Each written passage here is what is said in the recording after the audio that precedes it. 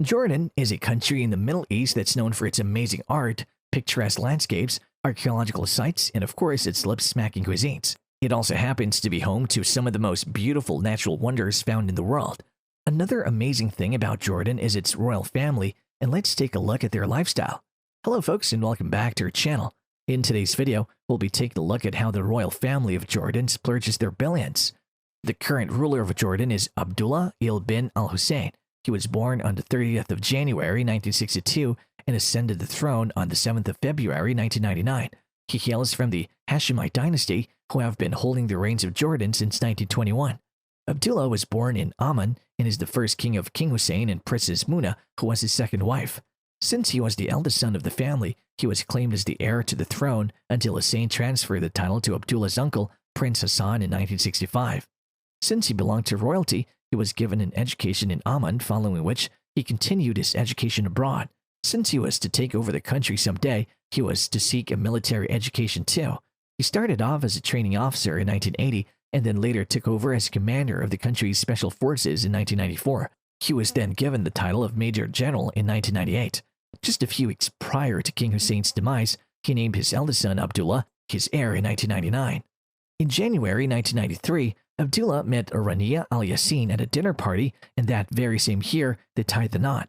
The two of them share four children, namely Prince Hussein, Princess Iman, Princess Salma, and Prince Hashem. In fact, the royal family of Jordan does have some ties with the royal family of Dubai. If you're wondering how Abdullah's half-sister Princess Haya is married to the ruler of Dubai, Sheikh Mohammed Al Maktoum. The monarch of Jordan is a lavish spender, may it be spending on himself or spending on his family. In fact, according to certain sources, the man has spent around $100 million just on massive and luxurious homes in the US and in the UK.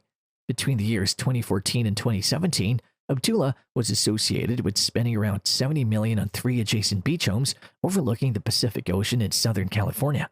The mansion comes with a gym, an infinity pool, an outdoor spa, and many such amenities. The property is sprawled across 14,000 square feet of land and comes with quite a view. The investment of Abdullah's is a Mediterranean-style mansion. To further add to this, Abdullah is known to have spent another $10 million on condominiums that have amazing views of the Potomac River in Georgetown. To top this all off, Abdullah went on ahead and grabbed 3 multi-million-dollar residences in London. Prior to this, he has made another purchase of a property in the same vicinity near Buckingham Palace. He also owns 2 residences in the Kensington area as well as a country house near Windsor Castle. Properties in these areas of Britain do not come cheap, and he had to shed a handsome amount of money to own these properties. The royal family of Jordan has been a big fan of cars, right from the time of Hussein to the time of King Abdullah II. King Abdullah II of Jordan has been an avid lover of cars for decades now and is an expert racer himself. To honor his as well as his father's love for cars, he built the Royal Automobile Museum in his memory. The Royal Automobile Museum is the first automotive museum to be built in the Middle East region. It was inaugurated in the year 2003 by His Majesty King Abdullah II himself. The museum not only depicts the history of the cars that have been ridden by the royals, but is also a part of Jordan's amazing history. In the museum are displayed 80 different cars and motorcycles that belong to the king, and some of these automobiles date back as far as 1909. Each vehicle that is displayed in this museum comes with a unique story of its own, and they altogether highlight the entire reign of the late king. The cars in this museum are rotated on a regular basis so as to keep things interesting. If you have a look at the car collection, you'd understand real quick that the king loved cars ever since he was a child. His first car was the Rover, and it has been displayed as an exhibit at the museum. Following this, his preference shifted to faster cars, and thus he invested in cars such as Bristol and the Aston Martin. Following this, he started investing in a wide variety of vehicles, including airplanes, helicopters, tanks, trucks, and much more. He was fascinated by German engineering and became a fan of the brand Mercedes in no time. Abdullah has been a big fan of adventure sports for a long time. Some of the sports that he loves spending his free time on include skydiving and motorcycling. He also loves water sports. Apart from this, he loves weaponry and has an ancient collection of it as well. Did you know that the King of Jordan is a huge sci-fi movie buff? Well, King Abdullah is a huge fan of Star Trek and even appeared in the Star Trek Voyager episode Investigations for a brief span of time. Though it was a non-speaking role, it was quite a big deal for him. Jordan is a fairly poor country, but the royal family ensures that it keeps its people happy and thriving. In order to do so, focus on the country's tourism has been a major highlight for quite a long time.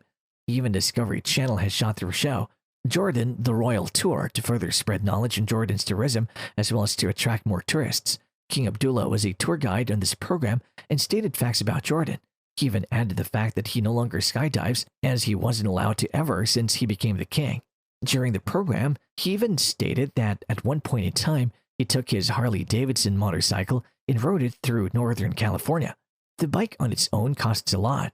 And to top that off, imagine how much petrol would have had to be spent to ride it. But well, he's royalty and he can't afford to splurge money like this. Apart from motorbiking through tough terrains, the royal family of Jordan also happens to be a major lover of the football sport. One of the king's brothers, Prince Ali bin Al Hussein, is the president of the Jordan Football Association. He, as well as the king, are one of the biggest fans of the Jordan national football team and are in constant support of him. As we mentioned earlier, the king is a big fan of the film industry and cinematic arts, and this influenced him to create the Red Sea Institute of Cinematic Arts in the town of Aqaba in 2006. This establishment was created in partnership with the University of Southern California School of Cinematic Arts. Well, I want to welcome back to the White House a good, loyal, and decent friend, His Majesty, and we've been hanging out together for a long time. I met him back when he was in the situation his son is in, when his father was alive, and I was a young senator. And it's good to have him back in the White House. The Transformers series of movies was quite a big hit and garnered fans from all across the world. What many don't know is that a part of this film was filmed in Jordan. In fact, King Abdullah got in touch with a bunch of military helicopters to help filming crew transport the filming equipment into Petra. The king also loves to take care of his guests in the best way possible. When stand-up comedians Gabrielle Iglesias and Russell Peters came to Jordan for a comedy festival, the king invited them over for dinner, which we must say is quite a privilege. Though King Abdullah is loaded with a lot of money, he loves to help people out. During the bad snowstorms in Amman in 2013, the king was seen pushing a car that was stuck in the snow. A clip of this went viral. On another occasion, King Abdullah was taped extinguishing fire near the royal palace, and he did this in his PJs. Abdullah has an entrepreneurial mind and owns an international network of real estate properties that are spread out all across the world. The valuation of his real estate portfolio comes up to a value of $100 million. But amidst all of this, he got caught in quite a scandal in terms of his investments.